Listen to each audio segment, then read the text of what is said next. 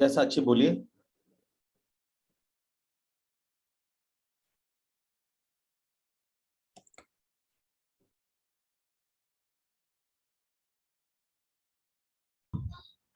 Good afternoon sir. Yes साक्षी। Sir जैसा कि हमने लास्ट वीक में एफबी ऐड बनाया था, मैंने वैसा दोबारा बनाने की कोशिश किया, बनाया है। 4 दिन हो गए, 100 रुपीज का बजट रखा है। सिर्फ फर्स्ट डे 4 लीड्स आई थी, इसके बाद कुछ भी नहीं आया है। तो क्या करना चाहिए उसमें? क्या मिस्टेक हो गया, समझ नहीं आ रहा। फर्स्ट डे हमारी 4 लीड्स आई थी। उसके क्लिक्स बताओ, नीचे क्लिक्स कितने आ रहे हैं, कॉस्ट पर क्लिक कितना आ रहा है? कॉस्ट पर क्लिक, एक second.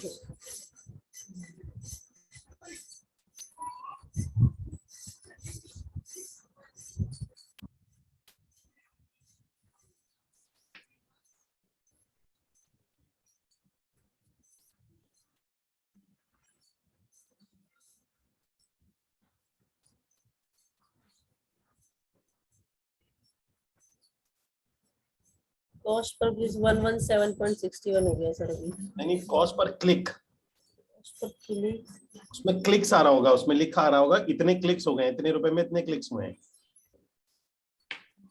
Reach, impression, cost per result, amount spend and और नीचे आओ, उसमें लेफ्ट में जाना होगा ना सर। नीचे मोबाइल पे देख रही हो, कैसे देख रहे हो? किस में देख रही हो सर? मोबाइल पे देख रहे हो? नहीं नहीं, लैपटॉप पे। मोबाइल पे एक ऐप डाउनलोड कर लो आप, एडीएस हाँ। करके है। हाँ है सर। उससे आपको 2 मिनट में दिख जाएगा, अदरवाइज आपको पूरा एडवर्टाइजमेंट के अंदर जाना पड़ेगा। एक सेकंड, एक सेकंड, इसे एक मिनट फोन दो। आप इन द मीन टाइम मुझे देख के बताओ, चैट में लिख देना आप। सर यहाँ पे ओनली क्लिक्स की बात करें तो 18 क्लिक्स दिखा रहा है। 18 क्लिक्स। हाँ। आज में टुडे में ओवरऑल नहीं, आज या सब मैक्सिमम अभी टोटल? और नीचे 7 डे 1 मंथ मैक्सिमम है। नहीं, आप समझे नहीं ना। ऊपर लिखा आ रहा होगा टुडे, यस्टरडे, लास्ट 7 डेज। नीचे जो उसका ग्राफ बना हुआ है सर, उसमें शेयर कर दिखा सकते हो आप। स्क्रीन लैपटॉप की शेयर करूं सर? आप मतलब आप अपना कैमरा ऑन कर लीजिए। रुको, मैं आपको कैमरा ऑन करके मुझे कैमरे पे दिखा दो, मैं आपको दिखा देता हूँ। ये सर। तो 1 मिनट के लिए मुझे इसके लिए बहुत मेहनत करनी पड़ेगी। पहले से आपको मैनेजर बनाना पड़ेगा, फिर मुझे आपको को होस्ट बनाना पड़ेगा। सर मैं आपको स्क्रीन व्हाट्सएप टेलीग्राम पे शेयर करती हूँ स्क्रीनशॉट।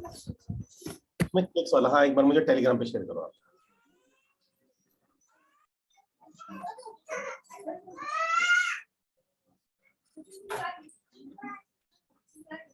किया मैंने सर। ओके,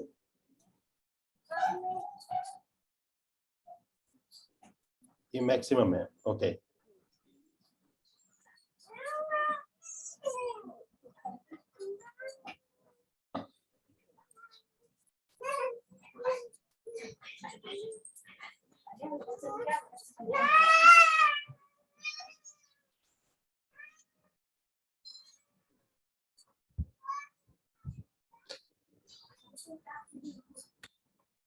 एटीन क्लिक्स है हमारे और हमारे पैसे लगे हैं 437।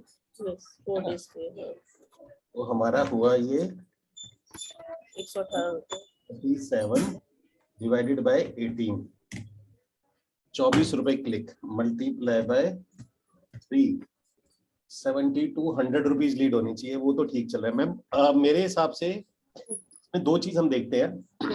लाल ऐड के हमारा क्लिक कितना आ रहा है। हमारा भी ना क्लिक रेट जो है वो ज्यादा है, 24 रुपए पर क्लिक पड़ रहा है हमें।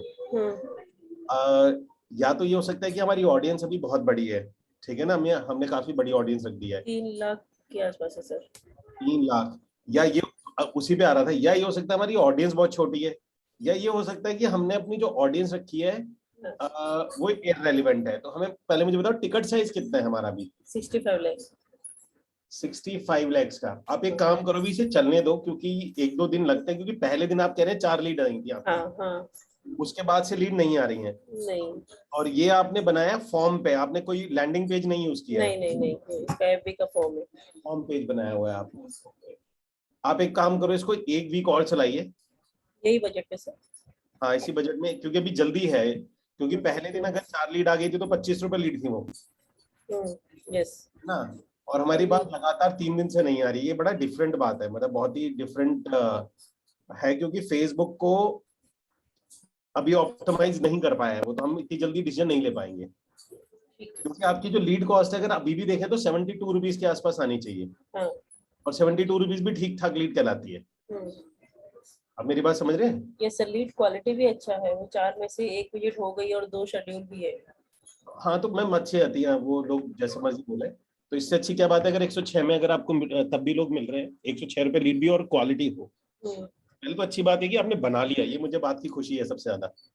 Thank you. हाँ ठीक है, इसे चलाओ, अभी 7 दिन चलाओ, नेक्स्ट वीक की ट्रेनिंग में बात करना है इस बारे में। अच्छा, जो फोकस करना है ना वो क्लिक्स पे फोकस रखना कि क्लिक्स कितने हैं हमारे पास में। जैसे इसमें 18 क्लिक्स है, 18 क्लिक पर रेट नहीं बढ़ना चाहिए, मान के लो आपका क्लिक अगर 24 रुपए है, ये मान के चलिए फ्यूचर के अंदर में आपकी जो लीड कॉस्ट है वो 100-125 के आसपास ही रहेगी, इससे ज्यादा नहीं जाएगी। लेकिन अगर आपकी लीड कॉस्ट 24 रुपए से बढ़ के 50 रुपए 60 रुपए हो जाएगी तो लीड कॉस्ट 250-300 चली जाएगी। और क्लिक का मतलब ये होता है कि लोग इंटरेस्ट ले रहे हैं आपके ऐड में, क्लिक कर रहे हैं, आप समझ रहे हैं, इंटरेस्ट थोड़ा बहुत शो कर रहे हैं उसमें, मतलब क्लिक कर रहे हैं पर लीड नहीं दे रहे हैं। इसका मतलब यही होता है, या तो हमारे पेज पे, या जो जो हमारा पेज बना हुआ है, जैसे मैंने आपको बताया था कि वो ऐसा नहीं होना चाहिए, किसी का ब्रोकर का दिखना चाहिए, आप समझ गए, मैंने लास्ट टाइम बताया था आपको। नया पेज बनाया सर इसके लिए मैंने स्पेशल, बहुत ही शॉर्ट फॉर्म में होना चाहिए, या सबसे अच्छा होता है कि बिल्डर के नेम का ही आप बना सकते हैं पेज, उस पर भी बना के चलाओगे तो उसमें क्या होता है कि क्लिक वर्सेस आपकी लीड आने के चांसेस ज्यादा होते हैं, क्योंकि उन्हें ऐड तो इंटरेस्टेड लगा है, लेकिन जब वो अंदर गए हैं तो उनको अंदर जाके फिर लगा कोई ऐसी चीज है जो वापस आ गए हैं।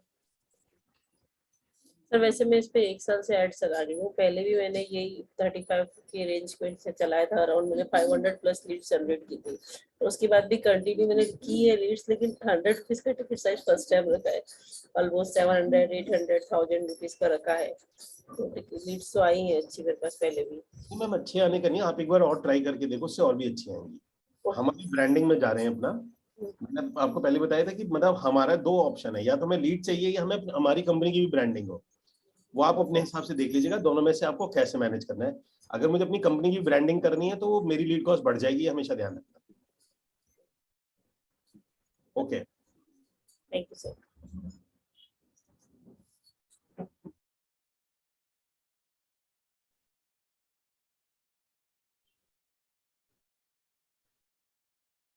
ओके, एक शिल्पी जी हैं, मैं उनका भी, उन्होंने मुझे कह रही, मुझे भेजा है उन्होंने, अनुयोग के नाम से आया हुआ है, आपका ये तो ऑफ पड़ा हुआ है बेसिकली।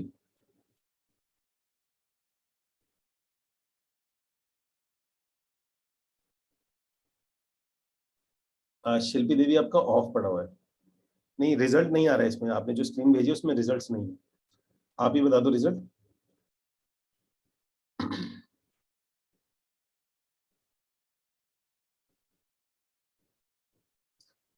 ये एक आप अपना फेसबुक का ऐड बनाते हैं ना, तो आपके एक वो आता है, ऐप है, उसे एडीएस बोलते हैं, एडीएस एक ऐप है, आप ऐप के थ्रू ये सारी चीजें ले सकते हैं। ओके चलिए, सो गाइज आज का जो पर्टिकुलरली सेशन लेना है वो देखिए 2-3 चीजें हैं। एक बहुत सी ऐसी चीजें होती हैं, कई बार क्या होता है कि हम बहुत ज्यादा ट्रेनिंग और बहुत ज्यादा लर्निंग में हम इतना फंस जाते हैं कि हम लोग ना एक्शन नहीं ले पाते हैं। तो मेरी आपसे ये भी रिक्वेस्ट रहेगी कि लर्निंग का सिर्फ एक ही पर्पस होता है, अगर आप एक्शन ले रहे हैं, आपका एक्शन बहुत इंपॉर्टेंट है, अदरवाइज आपकी ओवर लर्निंग, आपकी ओवर नॉलेज आपको रोक देगी, ठीक है। इसको बोलते हैं पैरालाइसिस बाय एनालिसिस, ठीक है ना। तो एक इशू आ जाता है जब आप बहुत ज्यादा नॉलेज लेने लग जाते हैं, नॉलेज के साथ एक है, जैसे आपने नॉलेज ली उसको इम्प्लीमेंट करिए, फिर आप उसमें कहीं फंसेंगे, फिर नॉलेज लीजिए, फिर करिए। एक एक चीज की जो भी आप नॉलेज देते हैं, इम्प्लीमेंट उसका बहुत इंपॉर्टेंट होता है। अगर आप इम्प्लीमेंट नहीं कर रहे हैं तो आप बेसिकली प्रवचन देने वाले बहुत अच्छे साधु बन सकते हैं, खैर कमाते तो वो भी बहुत अच्छा है, पर बिजनेस में आप मतलब नहीं कर पाएंगे ना, आप लोगों को ज्ञान बांटना, ज्ञान देना, और लेकिन लोग आपकी मानेंगे नहीं क्योंकि रिजल्ट हमारे पास नहीं होगा। तो मेरा मानना ये है कि आप जितनी भी चीजें सिखाई जाती है उसमें से थोड़ा सा पार्ट आप इम्प्लीमेंट जरूर करा करिए। Otherwise over training, over knowledge, मैं ये नहीं कह रहा आप ट्रेनिंग में मत बैठिए, ट्रेनिंग में बैठना बहुत इंपॉर्टेंट होता है, बहुत, ये तो और खराब हो जाएगा आप इसमें भी बैठना छोड़ दो। पहले हम इम्प्लीमेंट ही नहीं कर रहे हैं, ऊपर से हमने बैठना भी छोड़ दिया, सो ये तो डबल नुकसान हो जाएगा। तो बैठना जरूरी है, लेकिन बैठने के साथ साथ आपका इम्प्लीमेंटेशन भी इक्वली इंपॉर्टेंट होता है। मैं आज आपको सिर्फ आज टाइप करके कुछ नहीं बताऊंगा, मैं आज आपको एक सिंपल शब्द में मैं आपको आपका बिल्कुल एक एक पहली जो सेल होती है हमारी किसी भी डिपार्टमेंट में, वो हमारे पास में कैसे की जाती है, वो उसका एक बहुत ही सिंपल और सरल तरीका जो होता है मैं आपको वो बताता हूँ। फिर मल्टीपल उसको फिर ग्रो, फिर कैसे आगे ग्रो करना है, फिर हमें आगे कैसे जाना है, वो हम पे बात करेंगे, ठीक है ना। पहली जो चीज होती है आपका जो सेल लाने के लिए, तो द मोस्ट इंपॉर्टेंट जो चीज है उसमें, देखिए पहले तो मैं आपको जानना चाहूंगा, कोई प्रोजेक्ट आपने फाइनल किया है? आपने कोई प्रोजेक्ट फाइनल किया? मतलब आप सब लोगों के पास में कोई ना कोई प्रोजेक्ट आ चुका है आपके पास?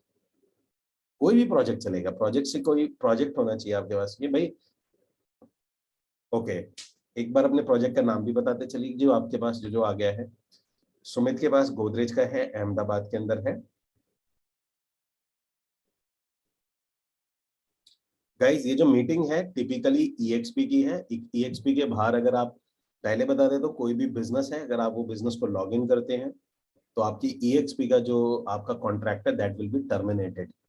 ये चीज का ध्यान रखिएगा कि आप जो भी काम कर रहे हैं, जो भी बिजनेस लॉग इन होगा वो लॉग इन आपका ईएक्सपी में होना चाहिए। अदरवाइज कहीं भी बाहर लॉग इन होता है, किसी भी तरीके से कंपनी को पता चलता है, वो आपका कॉन्ट्रैक्ट इमीडिएट टर्मिनेट कर देगी। अब 6 महीने से पहले आप दोबारा कभी ज्वाइन नहीं कर सकते हैं। इनफैक्ट इससे लंबा भी हो सकता है अगर वो परमानेंटली लॉग वो कर दे। तो इस चीज का थोड़ा सा ध्यान रखिएगा बिफोर कि मैं आपसे बोलूं, आगे की बात करते हैं। ओके सो गोदरेज है। अब देखो मेरे पास आया, यहाँ पर अभी 20 लोग हैं मेरे पास में, 20 लोगों में से रवि ब्रिकेट कर रहे हैं, राम के वन ओडिसी हैदराबाद में, अब्दुल ओके। हम्म,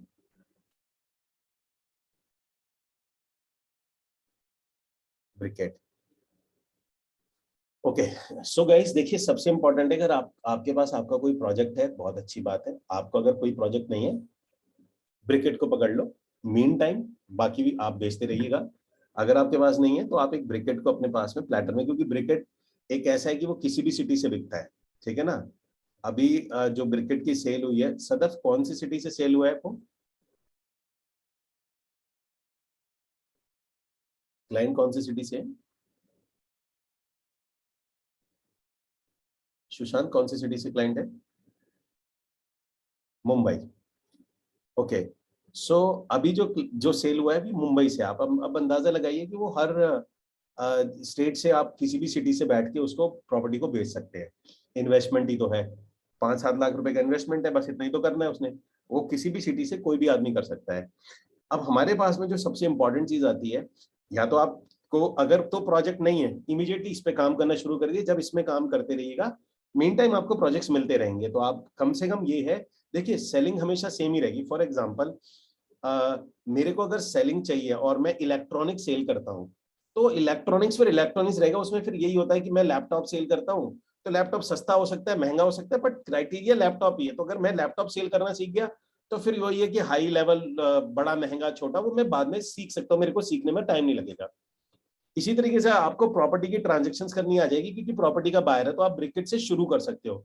मैं बार बार कह रहा हूँ ब्रिकेट को लाने का सिंपल पर्पस यही है कि ब्रिकेट के लिए आपको बहुत ज्यादा भागने की और मतलब ऐसा कोई जरूरत नहीं है कि आपको इमीडिएटली मुझे मुझे एग्रीमेंट करना है, मुझे बिल्डर के साथ एग्रीमेंट करना है, मुझे ट्रेनिंग करनी है, मुझे फिजिकल विजिट करनी है। तो वो जो प्रोसेस है, जब तक वो प्रोसेस चलेगा आप तब तक अपना काम पूरा का पूरा शुरू कर दोगे, क्योंकि ये सारा का सारा आप ऑनलाइन सेल हो जाता है इसीलिए। और इसके पीछे का और कोई रीजन नहीं है। नाउ अब जैसे ही आपके पास में प्रोजेक्ट आता है, अगर किसके पास में प्रोजेक्ट नहीं है तो मैं रिक्वेस्ट करूंगा कि इमीडिएटली आप ब्रिकेट को पकड़ लीजिए।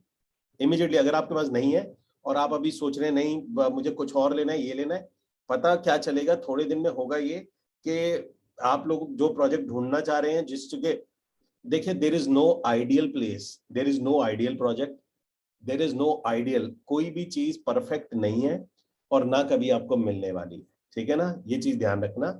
अगर परफेक्ट होती, मिलती, ये जीवन जीने का मजा ही नहीं आता, लाइफ में कुछ करने का मजा ही नहीं होता। ठीक है, जब तक कि मैं आपको एक बात बताता हूँ, कुछ यूनिवर्स के लॉज है ना, वो बड़े प्यारे हैं और उनको समझना बहुत जरूरी है।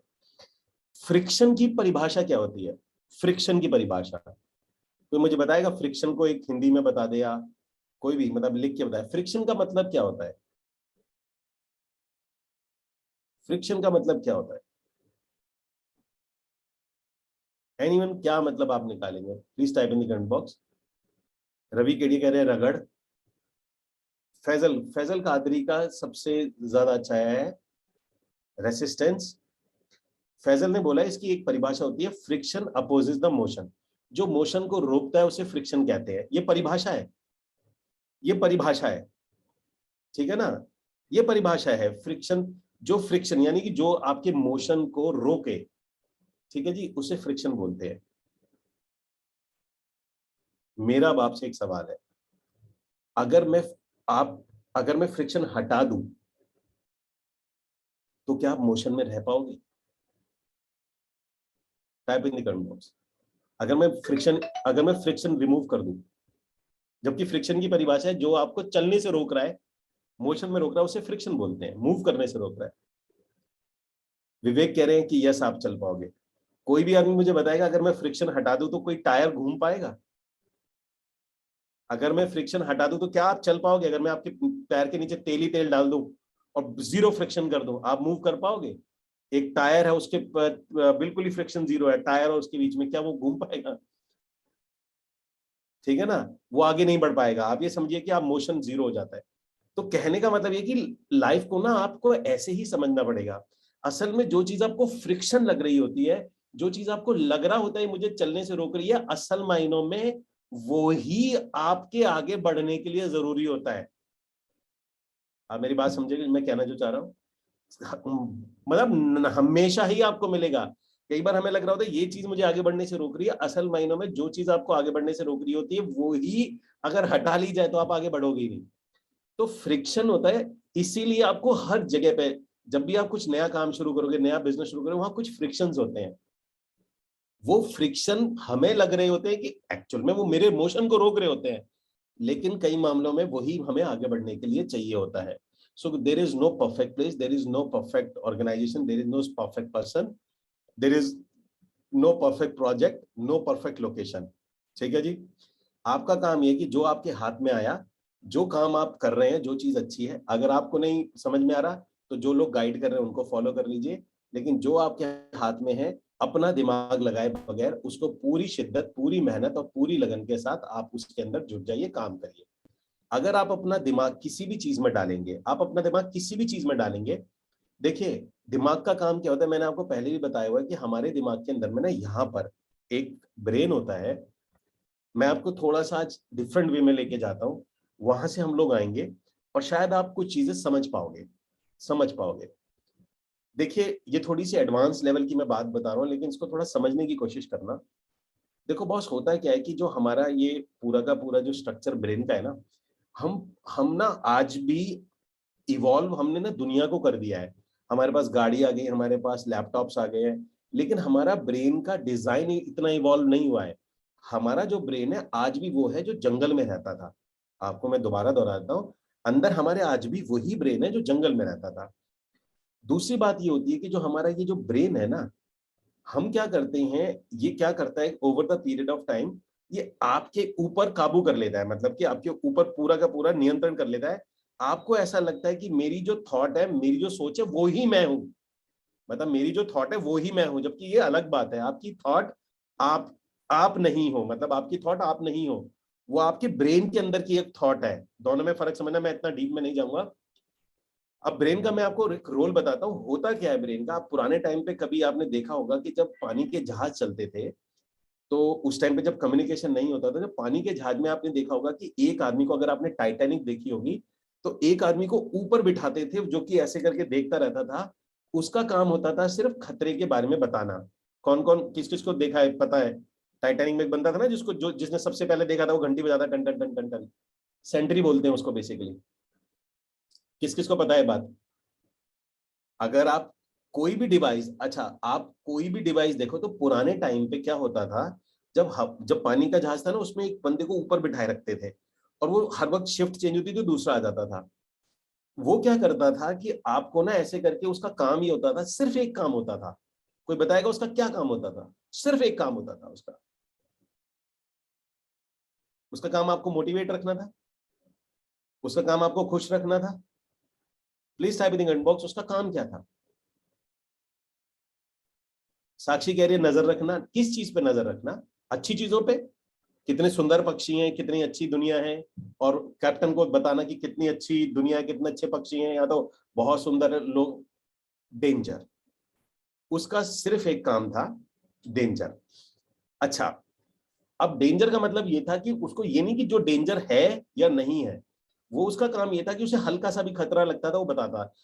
जैसे वो क्या बोलता था, सर आगे धुंधला है, बहुत धुंध है, कुछ भी नहीं दिख रहा है, वो कैप्टन को बताता था भाई आगे धुंध है। अब कैप्टन क्या करता है कि कैप्टन ये करता है कि उसको जो उसने इंफॉर्मेशन दी है उसको या तो मानेगा या नहीं मानेगा। आप मेरी बात समझ रहे हैं? या तो वो एक्सेप्ट करेगा उस इंफॉर्मेशन को, या उस इंफॉर्मेशन को रिजेक्ट करेगा। वो कहेगा ठीक है यार, नॉर्मल है, धुंध तो होती है हर साल, हम तो ऐसे रोज गुजरते हैं। लेकिन इसका मतलब ये नहीं है कि वो खतरे से आगाह नहीं कराएगा, उसका काम खतरे से आगाह कराना है। फिर वो थोड़ी देर में बताएगा कि भाई आगे की तरफ तो बहुत ज्यादा यहाँ तो लुटेरे हैं, दो तीन शिप हैं जो कि बिल्कुल खाली पड़े हुए हैं, इसका मतलब यहाँ तो हो सकता है कि समुद्री लुटेरे हो। अब फिर कैप्टन को बताएगा, अब कैप्टन की मर्जी है, कहता है नहीं यार वो समुद्री, हमारे इतना सामान पड़ा हुआ है, हम समुद्री लुटेरे से लड़ लेंगे। तो ये कम्युनिकेशन चलता था, ये होता है काम। हमारे ब्रेन के अंदर भी एक सेंट्री दिया भगवान ने, हमारे ब्रेन के अंदर भी वो सेंट्री है, सेंट्री दिया हमारे ईश्वर ने। और उस सेंट्री का काम ये है कि वो सिर्फ आपको खतरों की आगाह करता है। जैसे आपको अगर कोई ऊपर से चढ़ाया, जैसे मान के चलो आपको छत पे चढ़ाया, नीचे आप देखते हो, तो एकदम से वो सेंट्री काम करने, यानी वो एक ब्रेन काम करने है, जो खतरे का ब्रेन है वो एकदम एक्टिवेट हो जाता है। अब प्रॉब्लम क्या है, ये जो बात मैं आपको बता रहा हूं, इसको बताने का सिंपल रीजन ये है कि पुराने टाइम से हम अब इतने खतरे रहे नहीं है। जंगल में जब जाते थे तो हर किसी सरसराहट पे आपको रिएक्ट करना पड़ता था। जंगल में जब जाते थे तो रात को एक आदमी जगता था, हल्की सी आवाज, हल्की सी रोशनी, या किसी जानवर की दहाड़ पे बहुत ज्यादा रिएक्ट करना पड़ता था। अब इतना खतरा नहीं है, लेकिन हमारे पास वो ब्रेन रह गया है।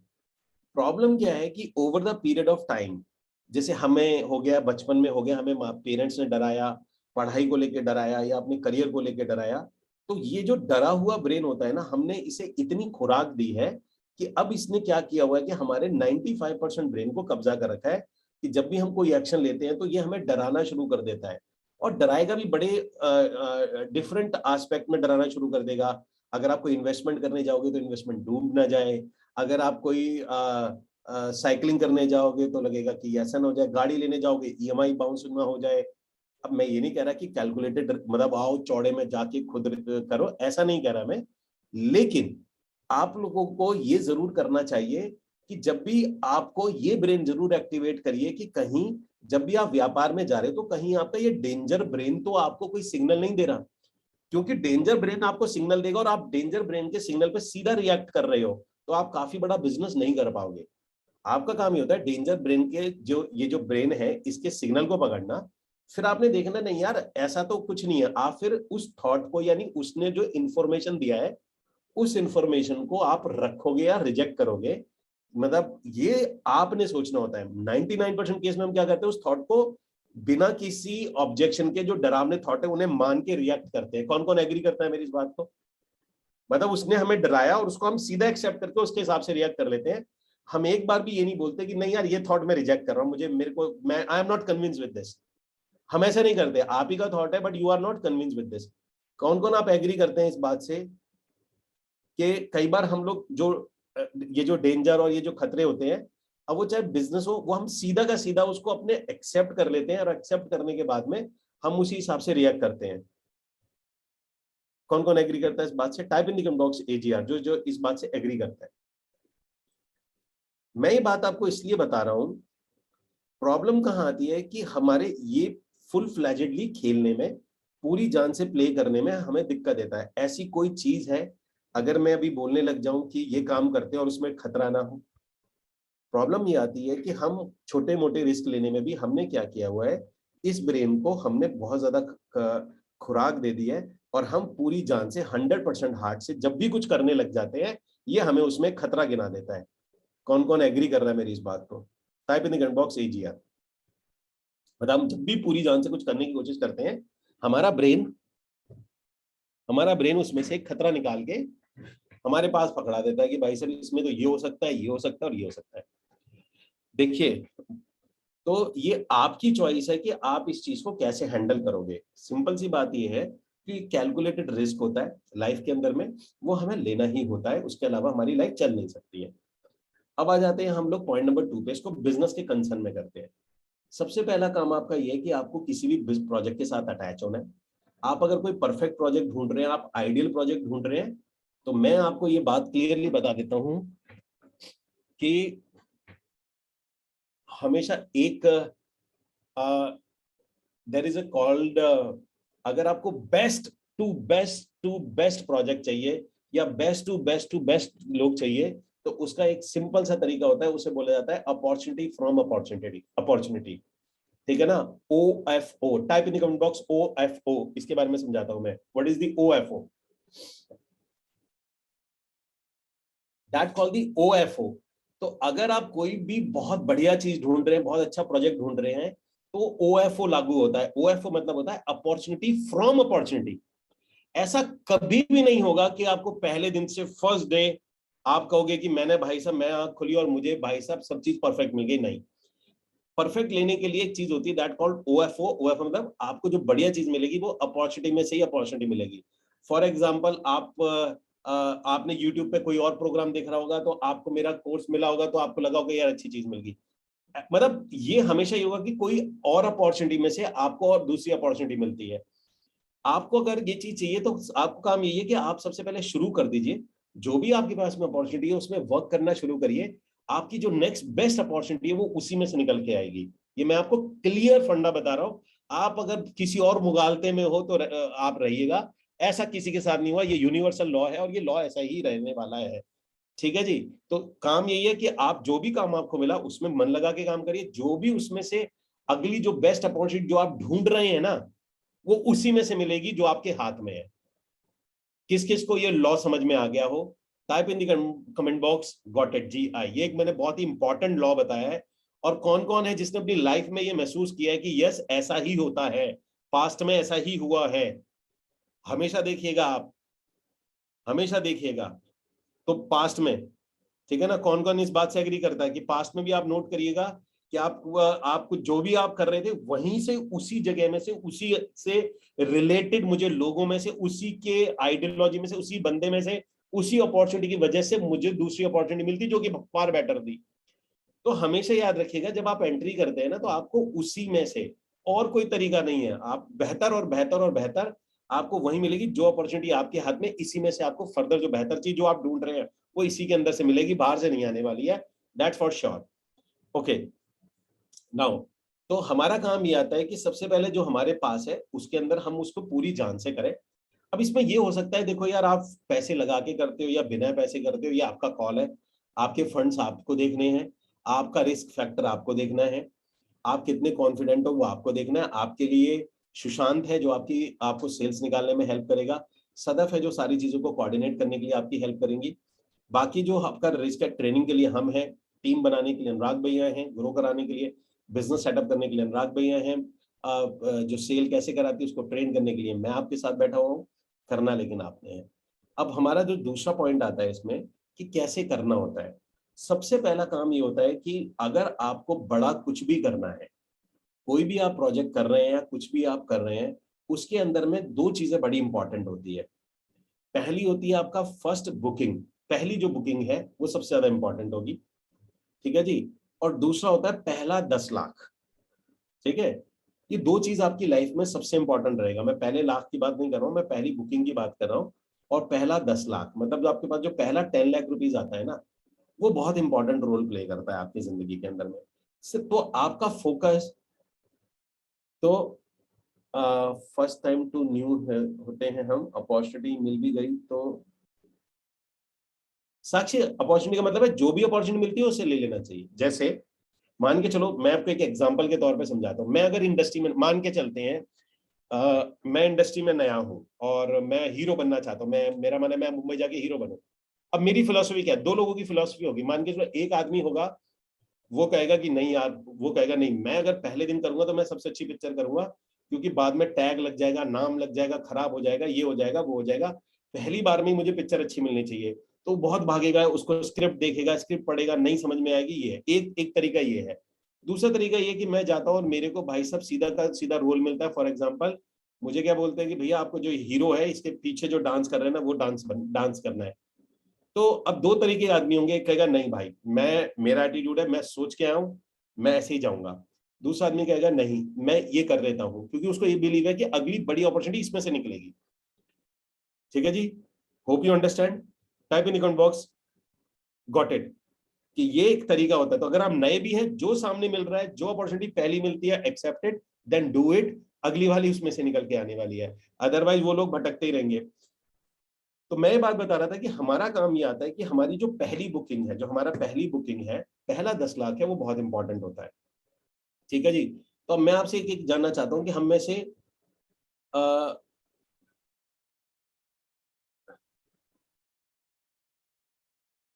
आप में से कितने लोग हैं जिनकी पहली बुकिंग ऑलरेडी वो कर चुके हैं लाइफ के अंदर में। अच्छा, पहली बुकिंग का मतलब होता है कि लास्ट 3 मंथ्स में आपने अगर पहली बुकिंग करी, या लास्ट 3 महीने के अंदर में एक बुकिंग है, तो वो बुकिंग अगर 3 महीने से पहले है तो काउंटेड 0। मीन्स अगर आप 3 महीने में एक बुकिंग कर रहे हैं, इन 3 मंथ्स आप एक बुकिंग करते हैं, दैट कॉल्ड द एक बुकिंग। अदरवाइज 3 महीने से पुरानी है तो वो एक बुकिंग नहीं है, वो मैं, आप ये मानिए कि हप्पल धप्पल की बुकिंग कहते हैं हम उसको, वो सब बुकिंग नहीं आएगी। तो क्यों, किस किस है जिसकी एक बुकिंग, जो फर्स्ट बुकिंग है वो कर चुका है।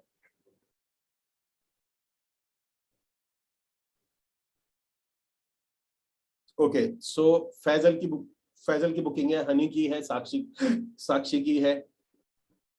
साक्षी की तो 5 बुकिंग है लास्ट 3 मंथ्स के अंदर में। तन्मय की है ही है। ओके, बाकी कितने लोग हैं जिन्होंने आज तक एक भी फर्स्ट बुकिंग नहीं है, type in the comment box, जो इनकी फर्स्ट बुकिंग नहीं है।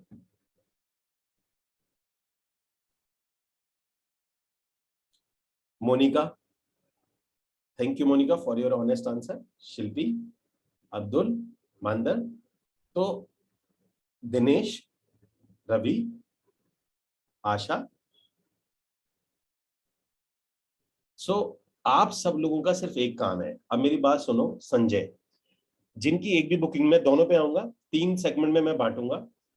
जिनकी एक भी बुकिंग नहीं है, आपको सिर्फ एक काम करना है, सिर्फ एक काम करना है, सिर्फ एक काम करना है, और वो ये है कि आपको अपना ये पैटर्न ब्रेक करना है।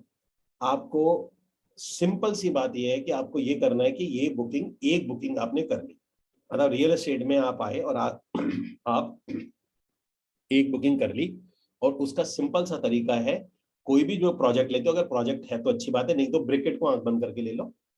ठीक है जी। कंफ्यूजन होंगी, डाउट्स होंगे, कुछ भी होगा उसे क्लियर कर लो। अगर नहीं है तो आपके पास, आपकी लोकल सिटी में नहीं है, या आपको टाइम लग रहा है ढूंढने में, या वहां पर सपोर्ट सिस्टम में कोई इशू आ रहा है, तो एक ब्रिकेट की एक यूनिट को ले लो। और आपका काम ये है कि सिर्फ और सिर्फ आप अपने लोकल सर्कल में लिस्ट बना के आपको सिर्फ पहली बुकिंग करनी है, और आपका टास्क है कि मुझे सिर्फ एक ही करनी है, उसके बाद मुझे नहीं करनी है। ब्रेन को ये बोलना है कि मेरे को पहली बुकिंग करनी है, उसके बाद मैं देखूंगा कि मुझे क्या करना है लाइफ में। आप मेरी बात समझ गए मैं क्या कहना चाह रहा हूँ। आपको सिर्फ एक बुकिंग करनी है, वन ओनली वन सेल करनी है, और बुकिंग अमाउंट है आपका 1,28,000 रुपए। आपको सिर्फ 1,28,000 रुपीज बुकिंग अमाउंट लेने हैं। टोटल 7.5 लाख की यूनिट है। 7.5 पे आपको 1,28,000 चाहिए, बाकी की पेमेंट धीमे धीमे करके क्लाइंट अपनी पेमेंट्स कर सकता है उसके अंदर में। तो जिनकी नहीं है, उनका काम ये नहीं है कि उनको करियर बनाना है या उनको लाइफ में करोड़ों रुपए कमाने हैं, नहीं। आप अपने ब्रेन को सिर्फ ये बोलिए। अब मैं आपसे एक चीज बोलना चाहूंगा, जितने भी लोगों ने नो लिखा था, सिर्फ मुझे एक बात बताइए, क्या अगर आप अपने पूरे सर्कल को खंगाले, छोड़ दो, एफबी एड वगैरह छोड़ देते हैं, मैं भी आपको फोकस ही नहीं कर, आप अगर करना चाहो करो, मोस्ट वेलकम हो।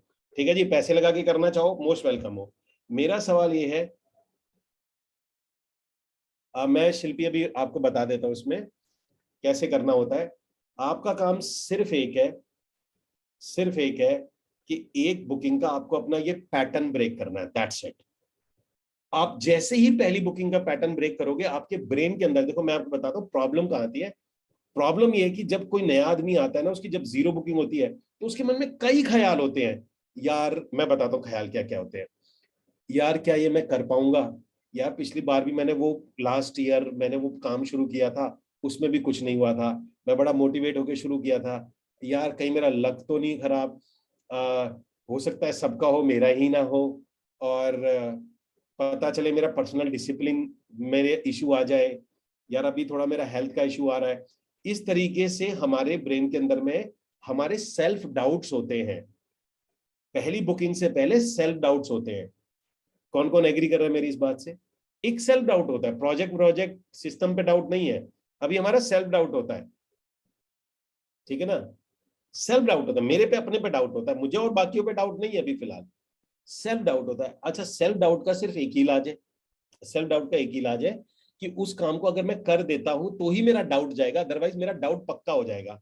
और एक बात ध्यान रखना, अगर आपने ये डाउट को आज नहीं निकाला, तो अगली बार जब भी जो भी काम करने आप जाओगे, तो ये वाला डाउट ऐड हो जाएगा उसमें, मतलब आपका ये वाला डाउट सरप्लस हो जाएगा उस चीज में। तो वो सरप्लस होने के बाद में वो चीज आपको और तंग करेगी। इसका एक सिंपल सोल्यूशन बताता हूं। इसका एक तरीका होता है अपने सेल्फ डाउट से बाहर आने का। आप पेपर पे ना ये मत लिखिए कि मुझे इतना कमाने हैं, मुझे 1 करोड़ रुपए महीना कमाना है, मुझे 2 करोड़ महीना कमाना है। नहीं, आपका सिर्फ एक डाउट है, मुझे अपना ये सेल्फ डाउट निकालना है। ठीक है? कौन कौन इसमें मेरे साथ है? आपका सिर्फ एक काम है, आपको कोई पैसे नहीं कमाने, आपको कोई रियल एस्टेट एजेंट नहीं बनना, आपको कोई बहुत बड़ा व्यापारी नहीं बनना, आपको भाई साहब दुनिया में नहीं छाना, आपको हजारों यूनिट नहीं बेचनी। आपका सिर्फ और सिर्फ इसके अंदर में एक काम है कि आपका अपना ये जो सेल्फ डाउट है इसे ब्रेक करना है। आपको सिर्फ अपने अपने साथ में ये सेल्फ डाउट को ब्रेक करना है। क्योंकि जैसे ही ये सेल्फ डाउट निकलेगा, मैं आपको लिख के दे रहा हूं, आपके पीछे बैक टू बैक सेल्स आ जाएंगी। तो फिलहाल आप, हमारा काम ये है कि हमें ये सेल्फ डाउट अपने ब्रेन से निकालना है। और उसका तरीका ये है कि फोकस ऑन फर्स्ट सेल। ना दूसरी, ना तीसरी, ना करियर, ना पैसा, ना अमीर, ना गरीब, मुझे करोड़ों कुछ नहीं। Focus on first sale. और फर्स्ट सेल का तरीका सिंपल हमारा यही होता है कि आप अपने में अभी फंड्स हैं, तो आप एडवर्टाइजमेंट का बजट बनाइए, उसमें से लीड लीजिए, एक अंदाजन 250-300 लीड लीजिए। 250-300 लीड में से आपकी एक सेल हो जाएगी, उस पर पूरी जान से टूट पड़िए, ताबड़तोड़ फॉलोअप करिए, दुनिया भर के कॉल करिए, सब कुछ सीख जाओगे आप उसमें। पहला तरीका। दूसरा, आपका अपने सर्कल में आप ये देखें कि अपने सर्कल में से मुझे एक, अच्छा एक और तरीका मैं बता रहा हूं कि आपको सेल नहीं करनी है, अपने सर्कल में आपको ये देखना है कि मैं बुकिंग अमाउंट, आपका टास्क ये है कि आपको बुकिंग अमाउंट उठाना है। बुकिंग अमाउंट मतलब कि अगर 50 लाख का फ्लैट है तो आपको 5 लाख रुपए उठाने हैं, 50 लाख नहीं उठाने, बाकी लोन वगैरह हो जाएगा, वो क्लाइंट अपने आप देखता है कि मैं कैसे लूंगा। आपका टास्क है कि 5 लाख रुपए बुकिंग अमाउंट के लेने की, कहां से बुकिंग अमाउंट आएगा आपके पास में। तो सेम इस तरीके से अगर आप ब्रिकेट कर रहे हैं तो आपका काम है ब्रिकेट में सिर्फ 1,28,000 रुपए का बुकिंग अमाउंट देना और पूरी इंफॉर्मेशन क्लाइंट को पहुंचा देना। तो फर्स्ट बुकिंग के लिए यही है कि एक आप अपने पूरे सर्कल में खंगालिए और बस ये देखिए कि इनमें से मैं पहली सेल किन्स के थ्रू कर सकता हूं। अगर आपको अपने सर्कल में से करना है, पहली सेल उठाइए, उसके बाद अपना माइंड का बैरियर टूट जाएगा, फिर आप एफबी ऐड करिए, जो भी करिए। आप कहते हो नहीं मेरे पास पैसे हैं, मुझे कोई दिक्कत नहीं है, 40-50,000 60,000 रुपए मैं लेके बैठा, मुझे दिक्कत नहीं फंड्स की, तो आप अपना एफबी ऐड करिए, उसमें से कम 250 लीड जनरेट करिए, 250 मिनिमम लीड जनरेट करिए। उसका पर्पस ये नहीं कि 250, मैं आपको एक एग्जैक्ट बताता हूँ, अगर मैं 250 लीड भी जनरेट करता हूँ और मेरे पास 72 रुपीज की भी लीड आती है, तो हमारे पास में 18,000 रुपए की कॉस्टिंग आ जाएगी और लगभग लगभग 40,000 के आसपास में मेरा कमीशन होगा। तो बहुत ज्यादा प्रॉफिट नहीं होगा, लेकिन सिंपल ये कि 18,000 रुपए में आपका माइंड का बैरियर टूट जाएगा। और ये बैरियर जैसे ही टूटेगा, तो ये बांध की तरह होता है, मतलब बांध होता है, जैसे ही बांध टूटता है तो पीछे से पानी का फ्लो आने लग जाता है। तो जैसे ही आपका मेंटल बैरियर टूटेगा, yes I can do this, मैं भी ये कर सकता हूँ, देन सारी चीजें आपकी पीछे से फ्लो हो जाएंगी और एकदम बैक टू बैक बुकिंग आनी शुरू हो जाएगी। यही चीज मैं अपने स्टूडेंट को हर एक को बताता हूँ। आप जैसे, आपके पास ये बैरियर टूटने की देर है, बाकी सारी दुनिया बहुत बहुत तेजी से खुली हुई है। ठीक है जी? तो पहला काम आपका यही है कि आपको फर्स्ट बुकिंग करनी है। अब जिनकी ऑलरेडी बुकिंग है, उनसे मेरा काम यह है कि उनमें से कितने ऐसे लोग हैं जिन्होंने सिंगल शॉट में 10 लाख रुपए उसी महीने पे आउट उठाया है। मतलब एक महीने में बनाया नहीं है, बुक कराया नहीं है, 10 लाख रुपए का, मतलब जब बिल लगाया, बिल रेज किया, तो एक महीने में सीधा सीधा मुझे 10 लाख रुपए आए। 10 लाख रुपीज का एक सिंगल, मतलब मैंने कैलकुलेट किया टन में, सो देयर इज अ तन्मय जिनका 10 लाख रुपए एक सिंगल मंथ में उन्होंने लिया था। और कोई है हमारे पास में? और कोई है? ओके, तो जिनकी बुकिंग हुई है आपका,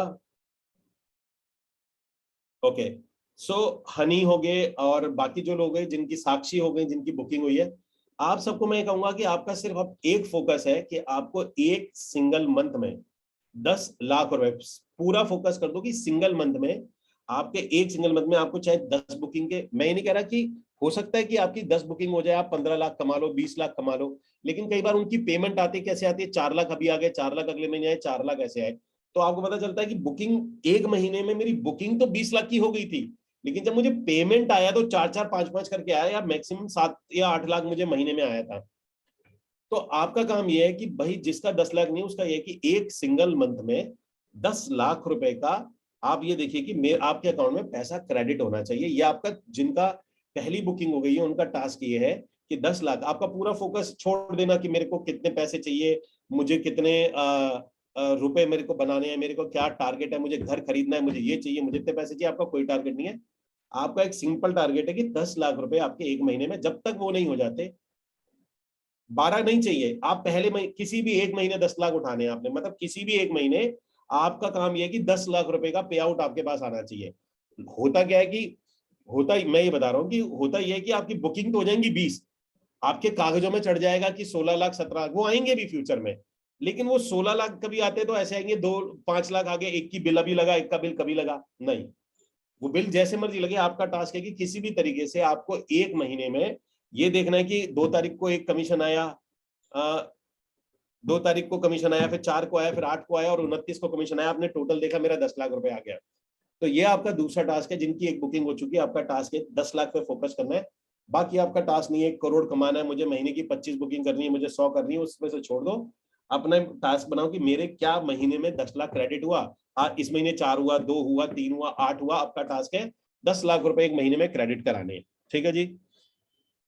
सो टिप्स कुछ नहीं है, पहले टारगेट बनाओ फिर टिप्स होते हैं, पहले टारगेट तो बनाओ। अभी तो स्कैटर्ड हो ना, अभी तो टारगेट ही नहीं, अभी तो ये है कि हमने नंबर ऑफ सेल दे रखी है। देखिए पता है क्या होता है, हम क्या करते हैं जब हम अपना टारगेट बनाते हैं ना, तो हम टारगेट जरा दूर का बनाते हैं। कोई बताएगा दूर का टारगेट क्यों बनाते हैं हम लोग? जनरली दूर का बनाते हैं, 5 साल में इतना हो जाएगा, मैं 1 करोड़ रुपए महीना कमाऊंगा सिंस 2030, मैं कमा रहा हूँ 10 लाख रुपए मैं कमा रहा हूँ ये, ठीक है ना। देखिए हम दूर का टारगेट इसलिए बनाते हैं क्योंकि दूर का टारगेट अचीवेबल लगता है। अभी मैं आपको पास का टारगेट दे दूं, जितना पास का दूंगा उतना आपको नॉन अचीवेबल लगेगा, बस ये समस्या है। इसलिए हम दूर का टारगेट बना के खुश हो लेते हैं कि मैंने तो टारगेट बनाया हुआ है। आप जरा दूर की जगह पास का टारगेट बनाइए, ठीक है ना। नहीं नहीं, मोनिका बड़े टारगेट की बात नहीं हो रही, दूर की हो रही है। मतलब मैं 2030 तक इतना, 2022 तक मैं करूंगा, मैं आपको बोल रहा हूँ सिर्फ एक टारगेट बनाइए, दूर का बनाइए, जरूरी है उसको पास तक लेके आ जाइए। सिंपल सी बात ये आती है कि अभी साक्षी मुझसे कह रही थी कि 1 करोड़ का मैं ट्राई कर रही हूँ, 1 करोड़ का मैं ट्राई कर रही हूँ साल का कमाने के लिए। अब मैं साक्षी तुम्हारे को बताता हूँ, 1 करोड़ रुपए को अगर मैं ट्राई बोलता हूँ, मतलब 1 करोड़ रुपए को बोलते हैं, एवरेज आपका कमीशन कितना आता है साक्षी? चलो आपको लाइन पे लेता हूँ, मैं आपको अभी 2 मिनट में बता देता हूँ 1 करोड़ रुपए के लिए क्या चाहिए होता है। Give me 1 second.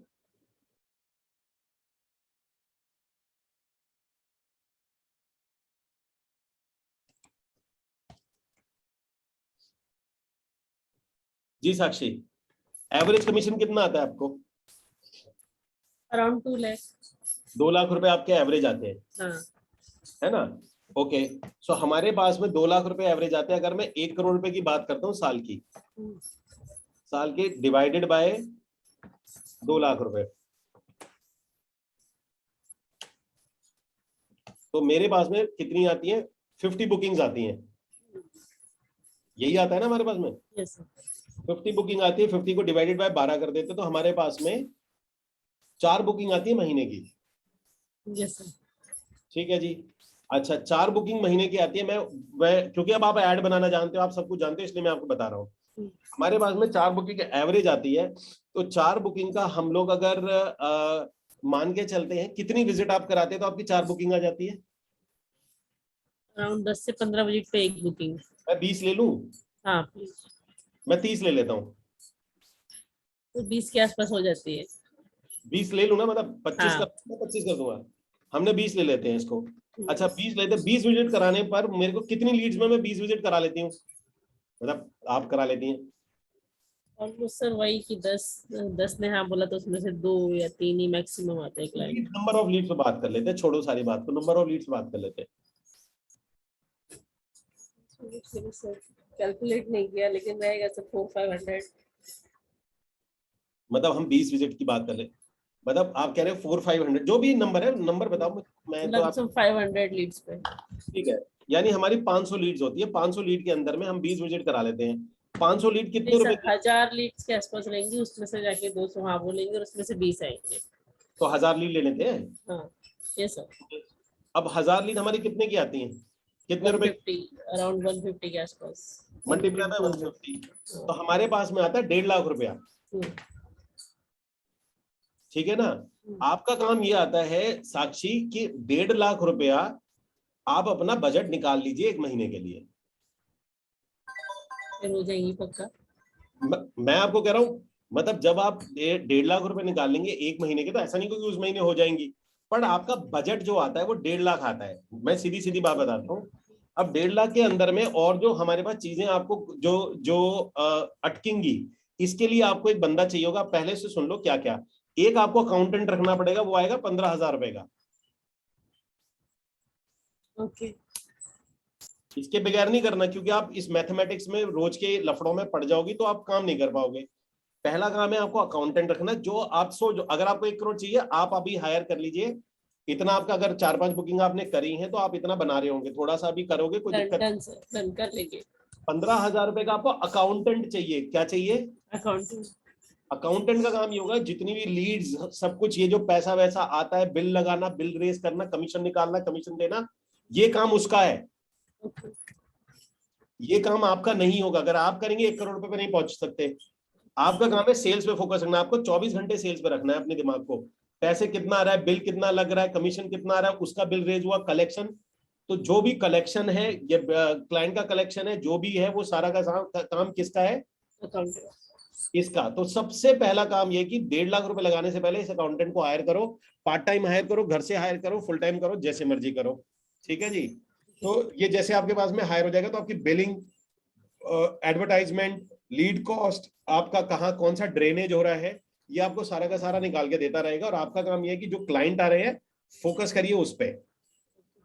ठीक है? प्लस आपको मैनेज करने के लिए सीआरएम चाहिए होगा। सीआरएम आपके पास 100% होगा? नहीं सर। अच्छा सीआरएम भी नहीं है आपके पास? ओके, तो लिखते जाओ अभी। आपको हाँ एक सर, नोट ही कर रही हूँ। अकाउंटेंट चाहिए, आपको एक सीआरएम चाहिए। CRM around 600। सीआरएम नहीं, 600 वाला नहीं, कम से कम आपको 1500-1600 वाला चाहिए। 2000 वाला। कम से कम 2000 वाला चाहिए होगा, जिसमें मेल्स भी आप कर सकें। ओके। ठीक है ना? तो आपका एक सीआरएम होता है, वो 2000 वाला सीआरएम होगा। ठीक है जी? आपका मैं एग्जैक्ट बता रहा हूँ, 2000 का ये होगा। प्लस आपको आपकी ईमेल मार्केटिंग का प्लेटफॉर्म चाहिए होगा। ठीक है? जिसमें आप डेली का जो भी लीड आएंगी, एक चीज ध्यान रखना, जो भी लीड आएंगी वो आपके एक हब में आनी चाहिए, वहीं पर आनी चाहिए, आपके ईमेल पे आनी चाहिए, वहां इकट्ठी रहनी चाहिए। ठीक है जी? आप अपनी टीम को, वो तकरीबन 1000 रुपए का आएगा।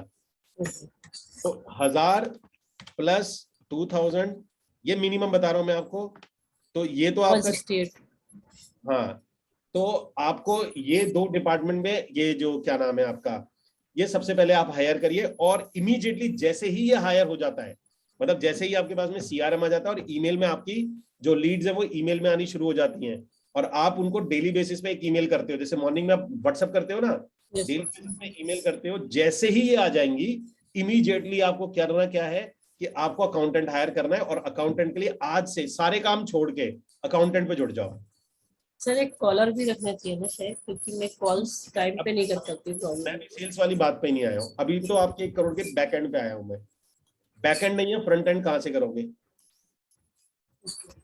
4 सेल की बात कर रहे हो, 4 सेल आप भी कर लोगे, इसलिए मैं टेलीकॉलर की बात नहीं कर रहा हूँ इसमें।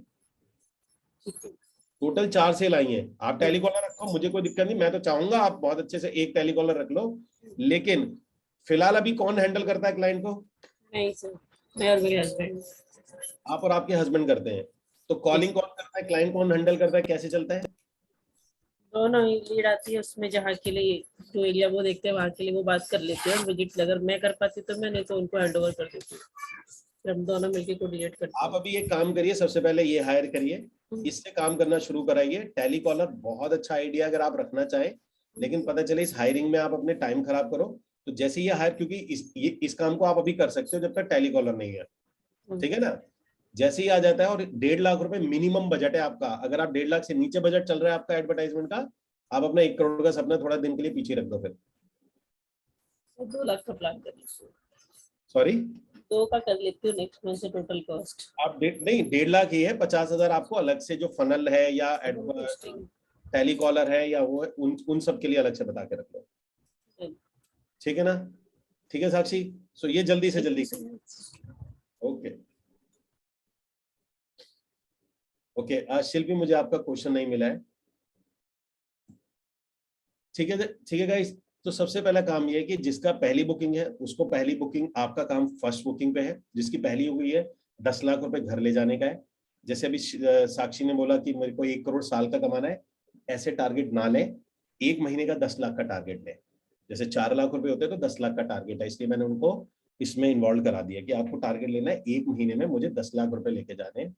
और जो 10 लाख रुपए महीने के अंदर में ले जा चुका है, यानी कि अगर उसको लगता है कि वो 10 लाख रुपए 1 महीने में, और उसको लगता है कि वो कॉन्टिन्यूसली 3 महीने, अब 10 लाख के बाद क्या होता है कि आपको कॉन्टिन्यूसली अगर 3 महीने लगातार, मैं भी लगातार बोल रहा हूँ, जिस मान के चलिए आपका 10 लाख रुपए आया, और 10 लाख रुपए आपको आया और उसके बाद 1 महीने बाद, फिर 2 महीने बाद आया, तो इसे काउंट नहीं करोगे। पहला काम है 10 लाख लेना, फिर दूसरा काम है कि कॉन्टिन्यूसली 3 महीने, 3 महीने का मतलब ये होता है कि आपका बिजनेस स्टेबल हो गया। अगर आपने लगातार 3 महीने 10 रुपए लिए, तो आपका नेक्स्ट गोल ये होता है कि मुझे 3 महीने 10 लाख रुपए लेके जाने हैं। जैसे ही आप 10 लाख रुपए 3 महीने ले जाते हैं, फिर आपका काम ये हो जाता है कि फिर आप अपना जो भी आपको अपने सेल्स स्टाफ है या उसको बढ़ाना है या स्केल करना है या सिस्टम को स्केल करना है, तब आप वहां पर जाओगे, ठीक है। ये आपकी जर्नी रहेगी। ये क्लियर है या मैं दोबारा दोहराऊं? Type in the comment box clear है तो CLR शॉर्ट फॉर्म में लिख दीजिए, ठीक है।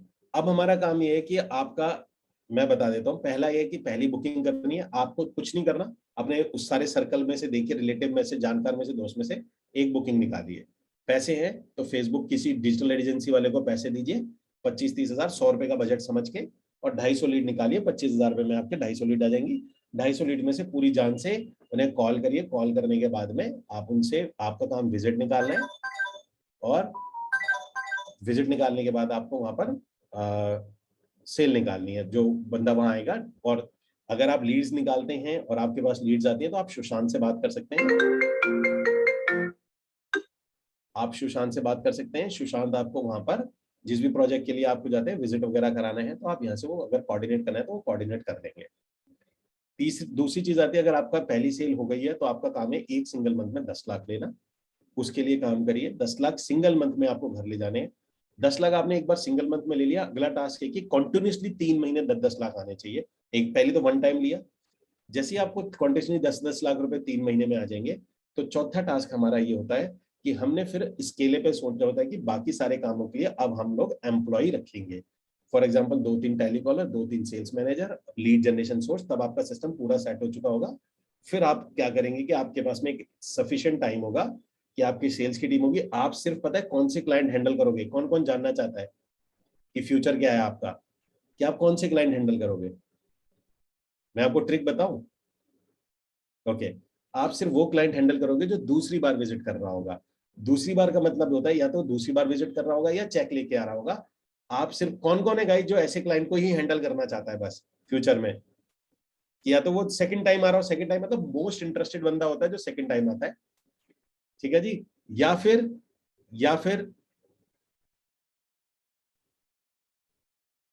ठीक है शिल्पी, बता रहा हूं मैं आपको। तो या तो वो बुकिंग लेके आ गया, तो आपका फ्यूचर में यही काम होगा कि सिर्फ आपको जो बंदा सेकंड टाइम आ रहा है आप उसे हैंडल करोगे। आपका रूल बना लोगे कि भाई मैं वही हैंडल करता हूँ, अपनी टीम को बोल दोगे कि भाई तुम हैंडल करो, विजिट तुम कराओ, उसकी फैमिली को विजिट कराओ, जो कराना है तुम कराओ। क्लाइंट में तभी हैंडल करूंगा या तो वो बुकिंग के लिए आ रहा होगा या वो सेकंड टाइम आ रहा होगा, ठीक है जी। तो जब आप 10-10 लाख 3 महीने क्रॉस करोगे, इसके बाद आप इस सिचुएशन पे आ जाओगे, और उस सिचुएशन में बहुत ही शांति और बहुत ही पीसफुल सिचुएशन होगी। और उसके बाद ये होगा कि आप अपनी कंपनी के अंदर में अपना एक सीईओ वगैरह रख दोगे, डायरेक्टर रख दोगे, फिर ये काम भी वो कर रहा होगा, वो बात की बात आ जाती है। फिलहाल हम यहीं तक जाते हैं कि ये एक आइडियल सिचुएशन होती है। आप बाहर घूमने जा रहे हो तो आपको कोई टेंशन नहीं है। आप क्लाइंट पूछ लोगे अपनी टीम से, यार इस कौन कौन आ रहा है, कह रहे सर यही आ रहा है, मैं हैंडल कर लूंगा, आप जाइए। तो सैटरडे संडे आप काफी एंजॉय करोगे। ठीक है गाइस, सो सिंपल आपको यही काम करना है। अब शिल्पी का सवाल ये है, क्लाइंट खुद ब्रिकेट की बुकिंग करेगा या मुझे क्लाइंट की बुकिंग सीआरएम पे करके देना होगा?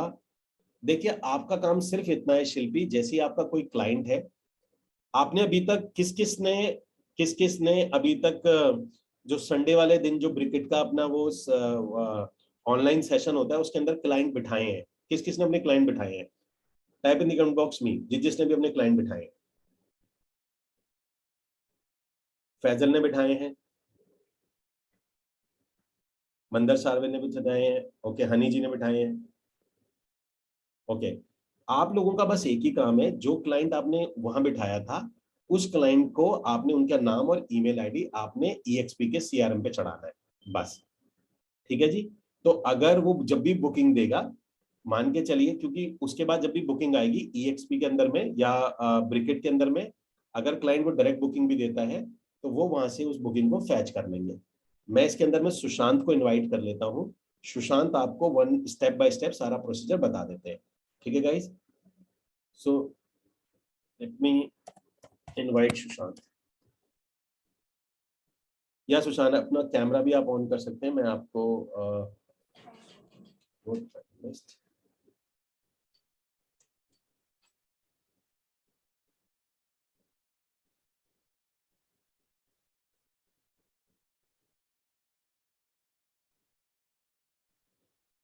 Yes Sushant, good evening sir, good evening all.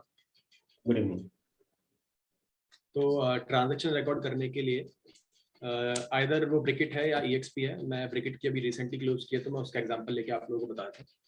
तो जब हमारे पास क्लाइंट आता है, client comes and when client is ready for the transaction और क्लोजिंग, तो हमें सबसे पहली बात तो हमारी प्रॉपर्टी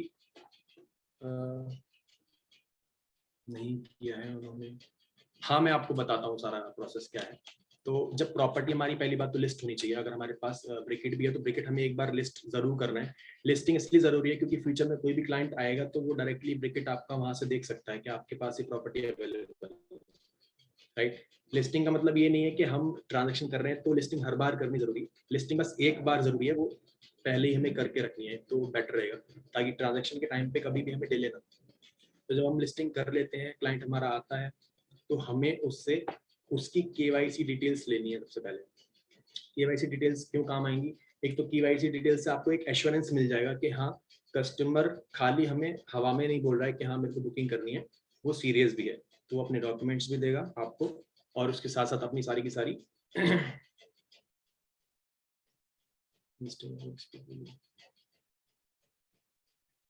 मैं भी क्वेश्चंस ले लूंगा आपके। पहले मैं एक बार आप लोगों को बता दूं कि प्रोसेस क्या है। सुशांत, यू कंटिन्यू, क्वेश्चंस को आप ना बिल्कुल आखिरी में ले लीजिएगा। जी वही मैं बता रहा हूँ, फिर आप ना लास्ट में एक एक करके क्वेश्चन ले लीजिएगा सभी के। जी जी जी, क्वेश्चंस मैं एंड में ले लेता हूँ। हाँ। केवाईसी में क्या लेना है वो आपको क्लियरली मेंशन्ड है। ब्रिकेट की आप साइट पे जाएंगे तो ब्रिकेट की साइट पे आप जब हम बुक नाउ करेंगे प्रॉपर्टी के लिए, तो उसमें ऑब्वियसली सामने हमारे पास सारी डिटेल्स आ जाएंगी हमें क्या क्या क्लाइंट का चाहिए। तो वो सारी डिटेल्स आप ऐड कर सकते हैं, अपने एक व्हाट्सएप पे भी बना सकते हैं। जैसे मैंने भी पर्सनली बना लिया था, तो मैंने फैजल जी को भेजा था जो अभी अभी हमारी क्लोजिंग हुई है, तो फैजल जी को मैंने केवाईसी डिटेल्स बना के भेज दी थी। तो वो केवाईसी का एक फॉर्मेट आप रेडी रखिए, वो भेजिए, क्लाइंट से सारी केवाईसी डिटेल्स ले लीजिए। और जो क्वेश्चन था मेनली कि ब्रिकेट पे हम खुद से लॉग इन करें या फिर क्लाइंट खुद करेगा, तो मुझे लगता है कि आप इनिशियली अपनी ओनरशिप खुद से लीजिए, क्योंकि अभी बहुत सारी तो आपके पास क्लोजिंग्स नहीं आ रही हैं। तो आपको एक खुद भी प्रोसेस का पूरा अंदाजा होना चाहिए कि प्रोसेस में क्या से क्या करना है हम लोगों को। तो आप उसकी केवाईसी डिटेल्स मंगाइए और खुद से उसको लॉग इन कीजिए, ताकि आपके पास ओनरशिप भी रहेगी। हाँ, मैं आपको सब कुछ प्रोवाइड करा दूंगा, केवाईसी का फॉर्मेट भी दे दूंगा। वैसे आपको सब चीजें ऑलरेडी अवेलेबल हैं हमारे पोर्टल्स पे, अगर हम जाके देखते हैं। ईएक्सपी का कुछ भी रिलेटेड चाहिए तो आपको एजेंट सेंटर से मिल जाएगा, और ब्रिकेट का कुछ भी अगर आपको चाहिए तो वो आपको वो ब्रिकेट की साइट से मिल जाएगा, वेबसाइट से मिल जाएगा। तो हम फाइनली हम लिस्टेड करने के बाद केवाईसी डिटेल्स मंगाने के बाद उसको अपने पास, अगर हमारे पास लिस्टिंग है तो लिस्टिंग के पास तुरंत ऑप्शन आता है ऐड बायर का, तो हम बायर को ऐड कर लेंगे, मतलब जो हमारा क्लाइंट है हम उसकी भी एक तरह से लिस्टिंग कर देंगे, उसकी जो डिटेल्स हैं उनको हम अपने पास पंच कर लेंगे EXP के पोर्टल पे। उसके बाद क्या होगा कि हम लोग ब्रिकेट का एग्जांपल अभी ले रहे हैं, तो ब्रिकेट पे जाएंगे, ब्रिकेट पे सारी डिटेल्स पंच करेंगे, और ब्रिकेट पे जब हम बुक नाउ में आगे बढ़ेंगे तो वहीं पे हमें पेमेंट लिंक भी मिल जाएगा, तो वहां से हमें जस्ट पेमेंट लिंक कॉपी करना है और अपने क्लाइंट को भेज देना है। जब क्लाइंट पेमेंट लिंक को कंफर्म करके पेमेंट कर देंगे, वहां पे आपको एक स्क्रीनशॉट का ऑप्शन आता है, स्क्रीनशॉट लेके आपको भेज देंगे, थैंक यू करके आ जाएगा, तो हमारी ट्रांजेक्शन डन हो जाएगी। उसके अलावा एक चीज बहुत इंपॉर्टेंट है, अगर बाई चांस जैसे अभी सर बता रहे थे कि हैंड टू हैंड ट्रांजेक्शन नहीं की, मान के चलिए वो अगर इन फ्यूचर ट्रांजेक्शन करता है, तो उसके लिए एक मैंडेट फॉर्म होता है एजेंट सेंटर पे, वो अवेलेबल होता है, तो हमें एजेंट सेंटर पे जाके उस मैंडेट फॉर्म को निकालना है, उस मैंडेट फॉर्म को फिल कराना है, अगर ट्रांजेक्शन सेम डे नहीं हो रही है तो उस मैंडेट फॉर्म में क्या होगा, 3 महीने 6 महीने जो भी आप टाइम लेते हो उससे क्लाइंट से, उतने टाइम के अंदर कभी भी क्लाइंट अगर ट्रांजेक्शन करेगा तो उसकी कमीशन जो होगी वो केवल और केवल आपके पास ही आएगी। मैंडेट का ये बहुत बड़ा इंपॉर्टेंट पॉइंट है मैंडेट साइन कराने का। तो इस तरह से हम लोग अपनी जो है ट्रांजेक्शन कंप्लीट करते हैं, रिकॉर्ड करते हैं। इसमें अगर अब आपको कोई भी डाउट है तो आप पूछ सकते हो।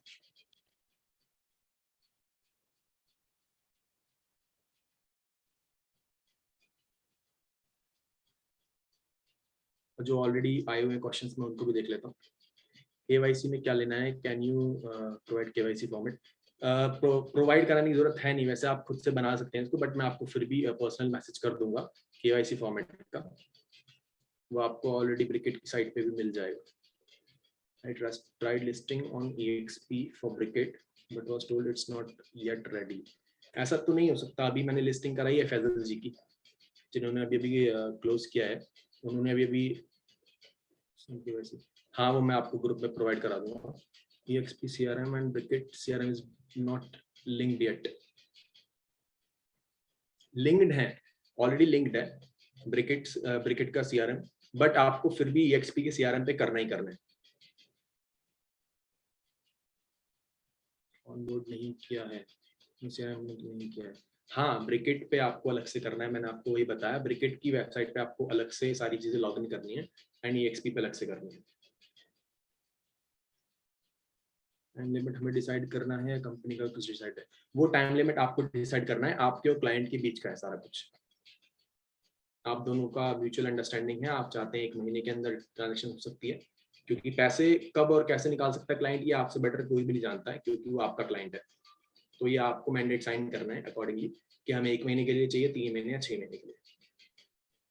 डिजिटल लिस्टिंग EXP में नहीं कर पा रहा, आपको मैं हेल्प कर दूंगा, अलग से आप मेरे को टेक्स्ट कीजिएगा तो कैसे कर रहे हैं मैं बता दूंगा, क्योंकि अभी अभी फैजल जी ने भी की है लिस्टिंग ब्रिकेट की। We can now make a listing of Bricket like we do Godrej. हाँ आप उसकी ब्रिकेट की लिस्टिंग भी कर सकते हैं बिल्कुल। शेयर नंबर, वैसे तो मैं ग्रुप में ऑलरेडी अवेलेबल हूँ, but here also I am sharing my number.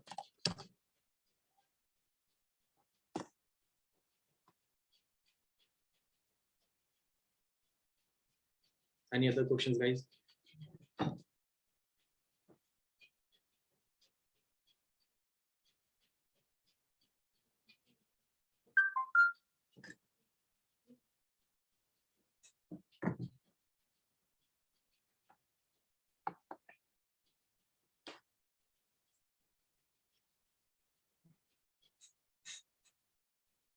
How to show fraction for listing? Listing में फ्रैक्शन, आपको फ्रैक्शन दिखाना नहीं है, आपको सिंपली अपनी प्रॉपर्टी का जो 1/11 जो पार्ट है उसका जो प्राइस है वही वहां पे लिस्ट करना है। वो जैसे अभी फैजल जी का जो था वो जो प्राइस था वो 6,99,000 था, जो कि डिस्काउंटेड प्राइस था, तो उन्होंने वही लिस्ट किया था एंड सोल्ड आउट भी सेम प्राइस पे हुआ था। तो आपको जो रेगुलर प्राइस है वही डालना है 11th फ्रैक्शन का, आपको कंप्लीट प्रॉपर्टी का पार्ट नहीं डालना है। उसके बाद ऑब्वियसली आपसे जब कांटेक्ट करेगा कस्टमर तो आपको क्लैरिटी दे देनी है कि ये कॉन्सेप्ट क्या है पूरा ब्रिकेट का, और उसके लिए आप डायरेक्टली मिस्टर आकाश या को फाउंडर्स जो हैं ब्रिकेट के उनसे कांटेक्ट करा सकते हैं, मेरे से भी लाइन पे ले सकते हैं।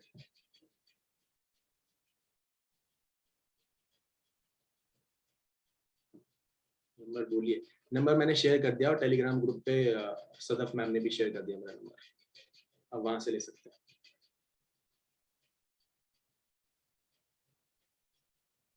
Same issue while doing the transaction as he was not aware of few things. क्या फेस किया था मिस्टर फैजल जी आपने? आप टेक्स्ट कीजिए एक बार। जो उन्होंने फेस किया भी था EXP के लिए, वो नेक्स्ट डे क्लैरिटी हो गई, नेक्स्ट डे डन हो गया था।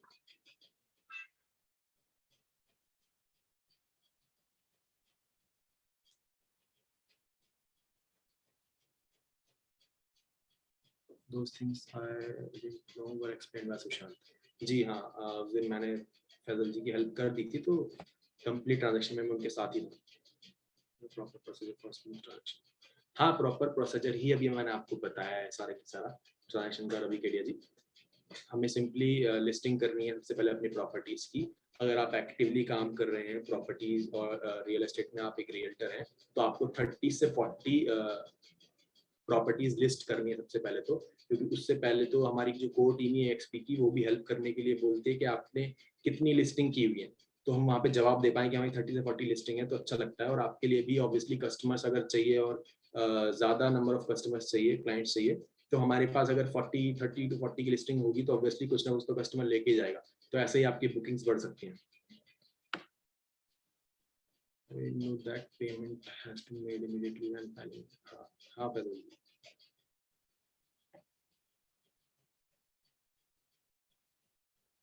लिस्टिंग के बाद आपको सिंपल KYC डिटेल्स मांगनी है। वो KYC डिटेल्स आपको EXP पे, जब लिस्टिंग ऑलरेडी हो रखी है तो बहुत अच्छी बात है, नहीं हो रखी है तो आपको लिस्टिंग करके उसके बाद तुरंत ही ऐड बायर का ऑप्शन आता है, वहाँ पे क्लाइंट की सारी डिटेल्स फिल कर देनी है। क्लाइंट की डिटेल्स फिल करने के बाद, आप एग्जांपल हम ब्रिकेट का ले रहे थे, तो ब्रिकेट के वेबसाइट पे जाना है, वहाँ पे भी बाय नाउ करेंगे तो वहाँ पे भी हमें सारी डिटेल्स पंच करनी है कस्टमर की। उसके बाद वहीं से ही हमें पेमेंट लिंक भी मिल जाएगा, उसको कॉपी करके सिंपली पेस्ट करके हमें क्लाइंट को भेज देना है, एंड वो पेमेंट करेंगे एंड रिसीविंग आ जाएगी, कंफर्मेशन आ जाएगा ऑन मेल ऑल्सो, वो हमें प्रोवाइड कराएंगे एंड डन।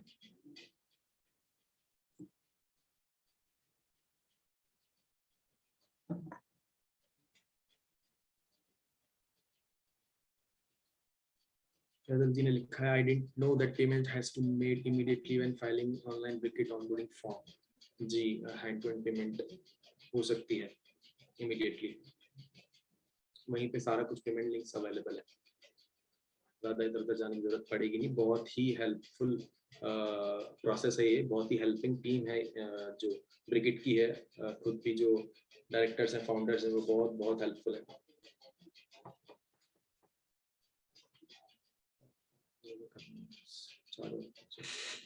वो तो आपके कार्ड डिपार्टमेंट का है।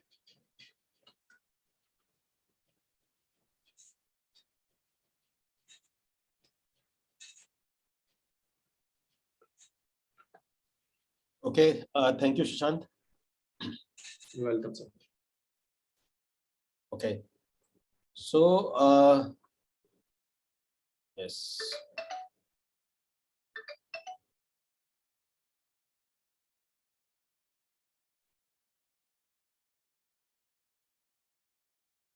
Okay.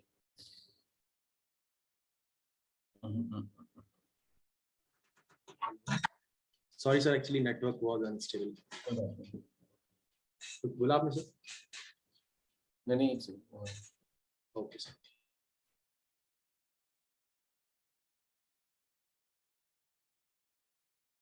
मैं एक्चुअली में, ठीक है सुशांत।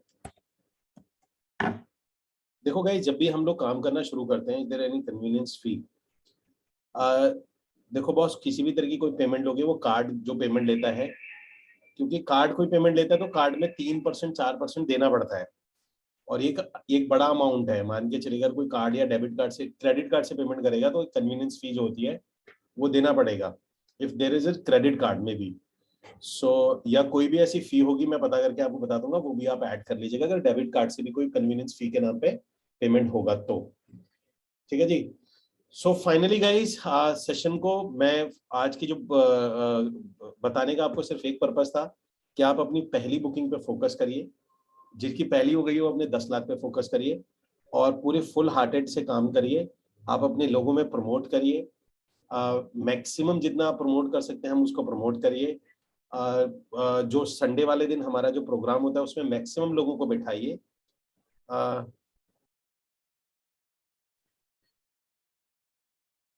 सर सुशांत जी का फोन नंबर चैट में, सुशांत जी अपना फोन नंबर दे दीजिए सभी को, अपना फोन नंबर शेयर कर दीजिए। ये सुशांत जी का नंबर है, प्लीज सब लोग सेव कर लीजिए। ट्रांजैक्शन से रिलेटेड आपको कोई भी चीज पूछनी है, क्लाइंट से रिलेटेड, या क्लाइंट को कोई चीज बतानी है, आपको लगता है कि आप नहीं बता पा रहे हैं, सुशांत जी से बात करवानी है, तो आप सुशांत जी से बात करा सकते हैं, ठीक है ना। आप सुशांत जी से, जो कोई क्लाइंट आपको लगता है बहुत अच्छा क्लाइंट है और आप उनसे बात करानी, तो आप सुशांत जी की बात करा सकते हैं उनसे।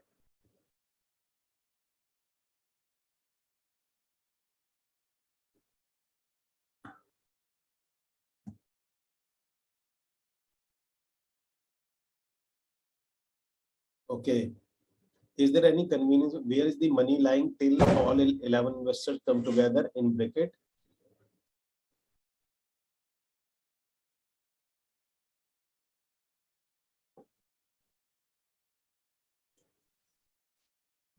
मैं ऐड ऑन करूं सर?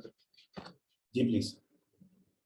सर ये 11 इन्वेस्टर्स का जो पैसा है, ये हमारे जो ब्रिकेट के फाउंडर्स हैं, जो भी पेमेंट का मोड है, ट्रांजैक्शन है, कोई यहाँ पे टाइम लिमिट या कुछ भी नहीं है। वो सिंपली आपको एक ना पोजीशन का टाइम बता देते हैं। जैसे कि हमारा पोजीशन अरोवा डी गोवा के प्रोजेक्ट में है दिसंबर 24 का, तो दिसंबर 24 तक आपको ये पैसा पे करना है। आपको और किसी चीज से मतलब नहीं है। दिसंबर 24 के बाद आपके पास इमीडिएट ऑप्शन है इसको लिक्विडेट करने का। आपको सिंपली एक, क्योंकि जैसे वो कंपनी फॉर्म करते हैं 11 इन्वेस्टर्स की, तो वो कंपनी फॉर्म होते ही आपके पास ऑप्शन होगा कि आपका जो 11th फ्रैक्शन है उसे आप लिक्विडेट कर सकते हैं। उसके अलावा आपको उससे पहले किसी और चीज से ज्यादा मतलब ना तो आपको कुछ मतलब रखना होता है, ना वो आपसे मतलब किसी चीज को देंगे। तो इट्स वेरी सिंपल, आपके पास ऑप्शन है, आप लिक्विडेट कर सकते हैं, या जो ऑब्वियसली यूज होने वाला होगा पोजीशन के बाद वो यूज होगा।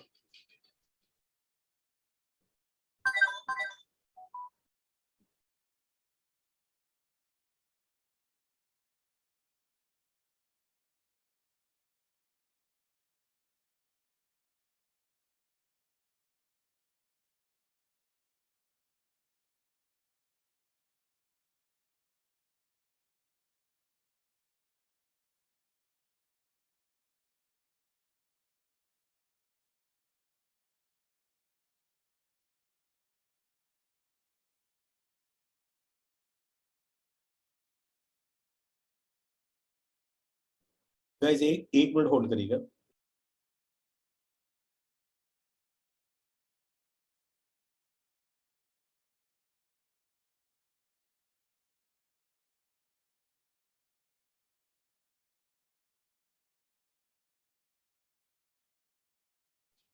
वो रवि सर, आपका जो क्वेश्चन था वो आंसर हो चुका है।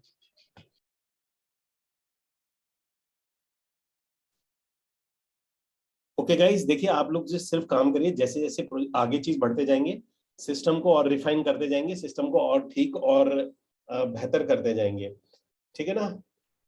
एनीवेज फाइनली अपने लीड पे जरा फोकस करिए, मैक्सिमम लीड लीजिए और काम शुरू करिए। अभी किसी का कोई सवाल है? सवाल मैं नहीं ले पाऊंगा 5:21, क्योंकि 5:30 से और मीटिंग है। Do I need to become channel partner with Bricket? No. अगर आप EXP के पार्टनर है तो आप ऑलरेडी ब्रिकेट के भी सेल कर सकते हैं, तो आपको ब्रिकेट का चैनल पार्टनर नहीं बनना है। EXP में जितने भी प्रोजेक्ट्स हैं, अगर आप EXP ज्वाइन कर चुके हैं तो EXP में जितने भी प्रोजेक्ट हैं आप उसके चैनल पार्टनर ऑलरेडी हैं, ठीक है जी। ओके गाइस, तो फाइनली आज के सेशन को यहीं एंड करते हैं, और होप अब जिन जिन की भी एक बुकिंग नहीं है,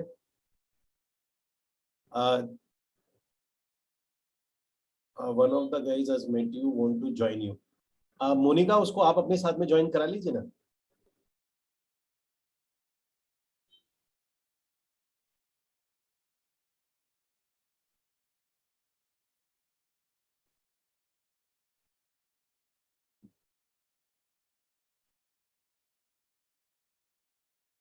okay guys, so finally time to leave this session. और सेशन को छोड़ने से पहले जो आपका आज का टेक अवे है, आज के सेशन का टेक अवे है, मैं फिर बता देता हूँ। आप प्लीज महीने में 1 सेल आपको देनी है अगर आप काम कर रहे हैं। पार्ट टाइम कर रहे हैं, फुल टाइम कर रहे हैं, एक सेल बहुत ईजी है निकालनी।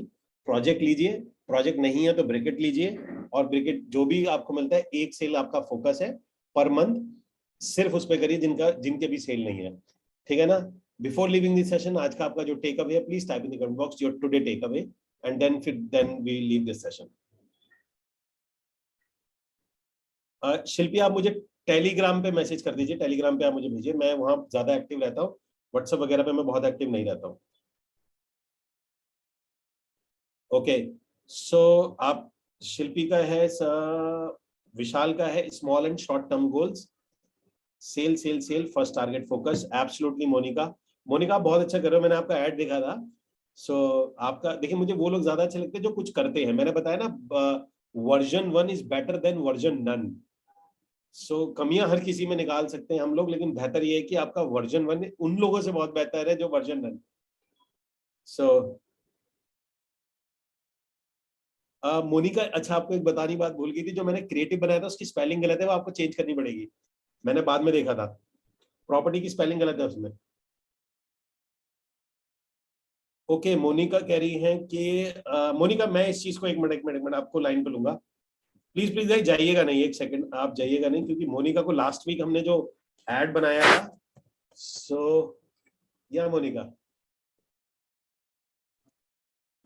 Good afternoon sir. Good afternoon. मैं पूछने ही भूल गया था यस आपसे, जो हमने ऐड बनाया था सर 250 रुपए की लीड आ रही थी, अभी 42 की आ रही है, और दिन में 15 आ रही है, कम अराउंड अबाउट 10-15, कभी 2-3 हो जाता है, बट 10-15 की एवरेज आ रही है।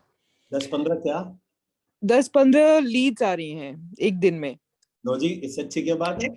उसमें से 2 लोग, एक लोग ऐसे हाँ बोल रहे हैं, अभी कन्वर्ट नहीं हुए हैं, पर हो जाएंगे। नहीं, आप मैम 10-15 लीड है। देखो हमारा पुराना तरीका होता है, अगर आपके पास 10-15 लीड आएंगी, मतलब इट्स लाइक दैट कि मेरी मुट्ठी में पत्थर है और मैं पेड़ पे पक्षी बैठे हैं 2, मुझे पता है एक आध तो लग ही जाएगा। मास का वो होता है ना, जितनी लीड्स हैं उसमें से कन्वर्जन तो आ ही जाएगा, ऐसा हो ही नहीं सकता कि कन्वर्जन ना आए। तो ये तो बहुत अच्छी बात हुई कि अगर हमारी 15 लीड आ रही है। So Monica, all the best. So guys, कौन कौन इसको जो अब लास्ट वीक में बैठे थे, ये वाली बात सुन के बहुत एक्साइटेड है कि यस ये लीड्स जो हैं वो काम करती हैं, ठीक है ना। Type in the comment box excited. Sir एक क्विक क्वेश्चन, यस, इस कैटेगरी के लिए, क्योंकि ये holiday home and low budget है, 30 से 40 का एज ग्रुप रखा है हमने। मैं अभी गोदरेज का लीड वो एड ऑलमोस्ट रेडी करके रखी हूँ, तो उसमें भी ये 30 to 40 ही डाला है एज ग्रुप का। सर एक डाउट है खाली। मैं एक चीज बताता हूँ सभी लोगों को, जब भी हम लोगों को ये ढूंढना होता है ना कि हमारा टारगेट ऑडियंस की एज क्या है, कौन कौन जानना चाहता है टारगेट ऑडियंस की एज क्या होती है। आपका सिर्फ काम है कि अपने आप को मिरर में देख लो, जो मिरर में बंदा दिख रहा है उसकी जितनी एज है वो आपकी टारगेट ऑडियंस है। इसका सिंपल रीजन ये होता है कि जब भी कोई आएगा आपसे मिलेगा तो वो एज वाले लोगों से बड़ा जल्दी रिलेट करता है, कन्वर्जन बहुत तेजी से होता है उसका। तो 30 से 40 होगा अगर आपका यही ब्रैकेट और आप इसी ब्रैकेट में आते हैं, तो बहुत ज्यादा चांसेस है कि जैसे वो आपसे मिलेगा तो कन्वर्जन में बहुत तेजी से कर लेते हैं सेम एज ग्रुप के अंदर में। ठीक है जी। सर मेरा तो यंगर जनरेशन से ज्यादा काम निकलता है हमेशा। नहीं, आप अगर टारगेट ऑडियंस की बात कर रहे हो ना, तो अगर 30 से आप वो रख के चलिए, अगर आपको उनसे ज्यादा निकलता है। बट फिलहाल जो चल रहा है, मेरे हिसाब से अब तक मैंने जितनी भी प्रॉपर्टी सेल करी, अगर मैं आज तक सारे डिटेल निकालूं तो सबसे ज्यादा सेल 30 से 40 लोगों के बीच में ही थी, जिनकी एज 30 to 40 थी। मतलब अगर मैं टोटल सेल करी होंगी, मैं 2200 के आसपास मान लेते हैं, 2000 के आसपास, तो 2000 में से मैं ये श्योर शॉट बोल सकता हूं कि उसमें से 1900 के आसपास 18 साढ़े 1800 सेल 30 से 40 के ब्रैकेट की थी। 90%, more than 90%।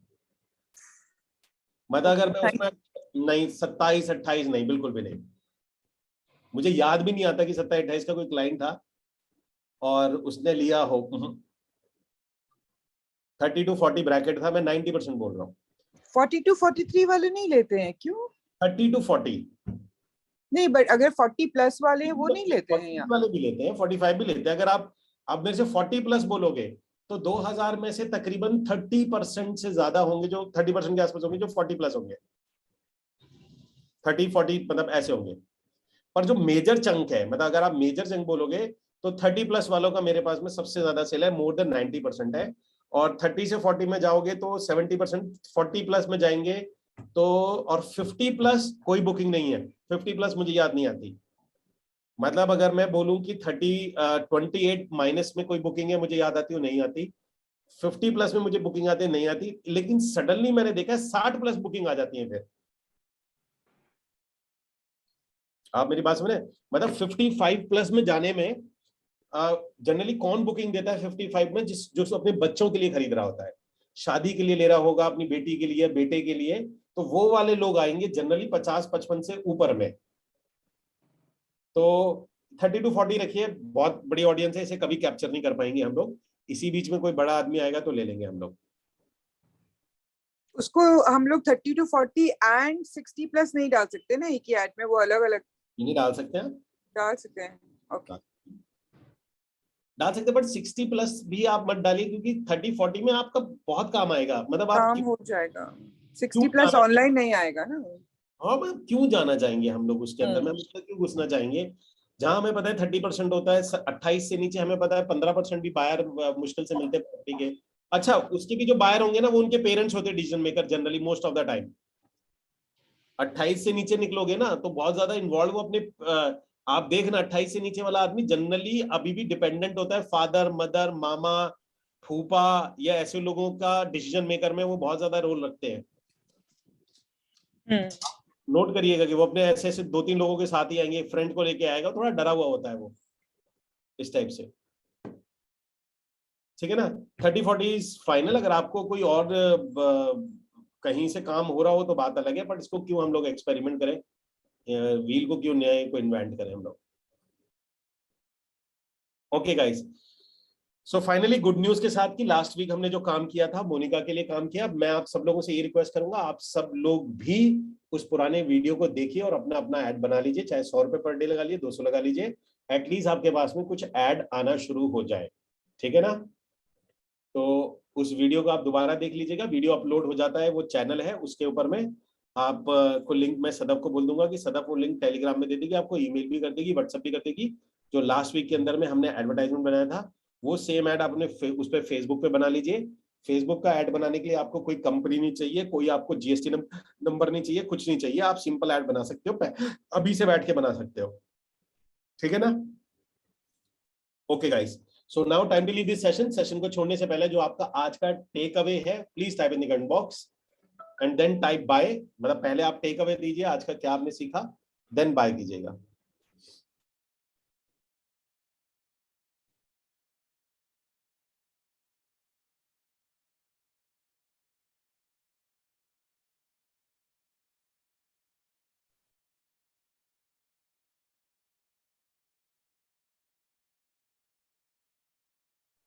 Okay guys, take care, bye bye.